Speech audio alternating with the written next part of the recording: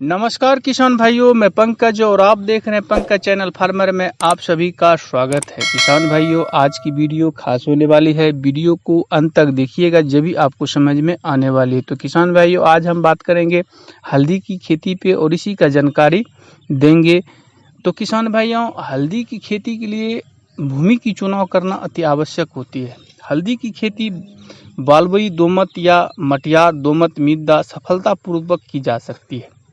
और किसान भाइयों, जल निकास की उचित व्यवस्था होना चाहिए और खेत की तैयारी करना अति आवश्यक होती है। हल्दी के लिए खेत के लिए भूमि की अच्छी तैयारी करने के लिए ज़रूरत होती है, क्योंकि किसान भाइयों यह ज़मीन के अंदर होती है।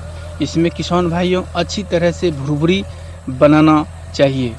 और किसान भाइयों, ज़मीन को समतल करने के बाद इसमें बड़े ढेलों को छोटा कर देना चाहिए। अब किसान भाइयों, बात आती है कि हल्दी की बुआई कब करनी चाहिए। तो किसान भाइयों, हल्दी की बुआई की जो है मई महीने की आखिरी सप्ताह की जा सकती है। इसके लिए सही समय होता है। इसकी खेती आसान से की जा सकती है और किसान भाइयों, इसकी खेती करके आप अपना आमदनी का अच्छा जरिया बनाया जा सकता है। हल्दी की खेती सबसे अच्छी बात होती है कि इसमें किसान भाइयों इसे छाया में भी उगाया जा सकता है। अब किसान भाइयों, बात कर लेते हैं थोड़ी उर्वर खाद की। इसमें किसान भाइयों गोबर की खाद का उपयोग करना चाहिए, क्योंकि गोबर की खाद डालने से ज़मीन की अच्छी तरह से भुरभुरी बनाई जाएगी। इससे जो भी रासायनिक उर्वरक दिया जाएगा उसका समुचित उपयोग हो सकेगा। इसके बाद 100 से 120 किलोग्राम नाइट्रोजन, 60 से 80 किलोग्राम फोरेक्स और 80 से 100 किलोग्राम पोटास प्रति हेक्टर करना चाहिए। अब किसान भाइयों, हम बात कर लेते हैं फसल चक्र। हल्दी की फसल की खेती के लिए उचित फसल चक्र की अपनाना आवश्यक होता है। इस बात का विशेष ध्यान रखना चाहिए।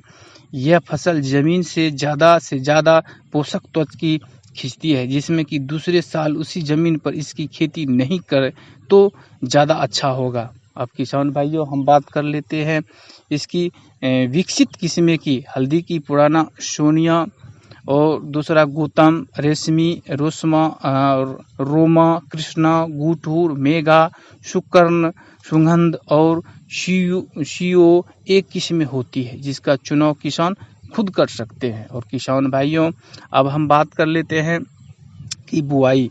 जिन किसानों के पास सिंचाई की सुविधा हो, अप्रैल के दूसरे पखरे में से और जुलाई के प्रथम सप्ताह तक हल्दी को लगा सकते हैं। जिसके पास सिंचाई सुविधा की अभाव हो, वह मानसून की बारिश शुरू होते ही हल्दी लगा सकते हैं। ज़मीन अच्छी तरह से तैयार करने के बाद किसान भाइयों 5 से 7 मीटर लंबी तथा 2 से 3 मीटर चौड़ी क्यारियों बनाकर 30 से 40 सेंटीमीटर कतार से कतार और 20 से 25 सेंटीमीटर पौधों से पौधों की दूरी रखते हुए 4 या 5 सेंटीमीटर गहराई के अंदर कंद को लगाना चाहिए। अब थोड़ी बात कर लेते हैं किसान भाइयों, खरपतवार की नियंत्रण रखना अति आवश्यक होती है। इस पे ध्यान रखना अति आवश्यक होती है। हल्दी की अच्छी फसल के लिए 2 या 3 निराई गुड़ाई करना अति आवश्यक होता है। किसान भाइयों, निराई गुड़ाई के समय जो होते हैं 80 से 90 दिन के बाद, और दूसरी निराई गुड़ाई जो है किसान भाई 1 महीने के बाद करनी चाहिए। किंतु एक खरपतवार पहले से ही आ जाते हैं तथा ऐसा लगता है कि फसल प्रभावित हो रही है, जो कि इनसे पहले भी निराई गुड़ाई की जा सकती है। तो किसान भाइयों, ये हल्दी की जानकारी थी। ये जानकारी कैसी लगी, वीडियो को लाइक शेयर करें और हमारे चैनल को सब्सक्राइब करें। अगली वीडियो में अगली जानकारी लेके फिर आएंगे। जब तक के लिए जय किसान, धन्यवाद।